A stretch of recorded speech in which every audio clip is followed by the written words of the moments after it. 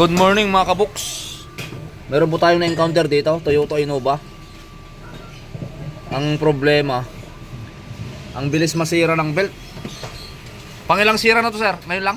Pangalawa na yun, sir. Pangalawang sira. Sir, shout out. Salamat po sa inyo. So kayo ako dito sa books. Yo, shout out mo yung mga tropa sir. Kapag ko si Julius, shoutout sa'yo. Dito na naman ako. Yo. Eto. Jay, halata pala Jay, hindi nakalapag eh. Kung tititigan po ninyo itong pulley niya. Ayan oh. Halatang walang nakalapat. Tsaka ito, kung titingnan po ninyo, itong isa. Itong idler. Ayan oh. Tingnan mo sir, halatang walang nakalapat masyado ito, malinis, iba yung kulay. Tapos kung titingnan po ninyo itong mga kabuks, ito, pasok to. Ayan oh, pasok. Ito labas. Gagawin namin dito, ibababa namin tong alternator, tapos pag naibaba, idudugtong na lang natin kung anong makita natin. Okay, ito na mga kabuks. Napapansin natin dito, labas to sir, tignan mo sir, labas. Marami kasing pwedeng nangyari dito, pwedeng nagpalit na ng alternator. Sige, tanggalin mo dito para masagot ang natin, mga katanungan natin. Bakit malayo? Ayun, ay may washer. Sir, may washer. Tama yung sinasabi ko sa iyo kanina, may washer. Baka may washer. Diba, kita mo sir? Bakit may washer? Yan ang tanong. Bakit may washer? Iba na yata itong alternator niya. Pinalitan na kasi ito eh. Pinalitan na sir? So pwedeng iba or pwedeng ibang pulley. Housing tiyata. Ang dapat dito, pag kinakabit talaga, kailangan tingnan kung okay. Kunin mo kayong pang Innova natin, ang galatira ka lang. Ito yung tinanggal natin nung nakaraan araw. Ito yung sinasabi ko kanina sir, na pinalitan namin pang Innova din. Magkaiba sir, di ba? Pansinin mo sir. Para siyang taas, pero magkaiba oh. Oo. Maliit ang gitna nito, maliit. Oo, maliit. Ito mas mataba. Siyempre pag ito ilagay mo na walang washer, malamang sasayad yan. Oh, sasayad nga oh. Di sabit, di ba? Iikot. Dati ganito maliit. Oh, sir. Okay, pinapakita natin sa may-ari ng actual, sir. So, okay natin to dito eh. Okay. So, ang gagawin po namin dito, i-try natin na lang na isubok yung ganitong pulley, yung original na pang Innova. Kasi malamang ito ibang model to, hindi natin lang anong model galing to eh.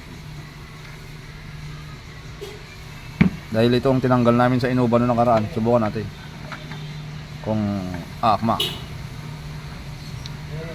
Yan sir, subukan mo Jay. Subok lang para pagka subukan natin higpitan mga kaboks para mabilhan mo sakali. Yo. Ayun oh. Ayun na, malamang yan na yun. Tignan mo sir.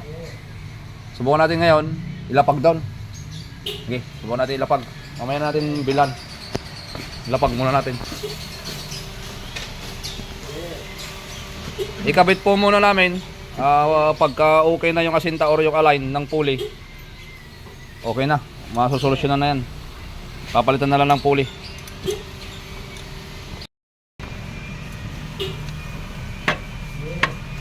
Yan, kahit ganyan lang.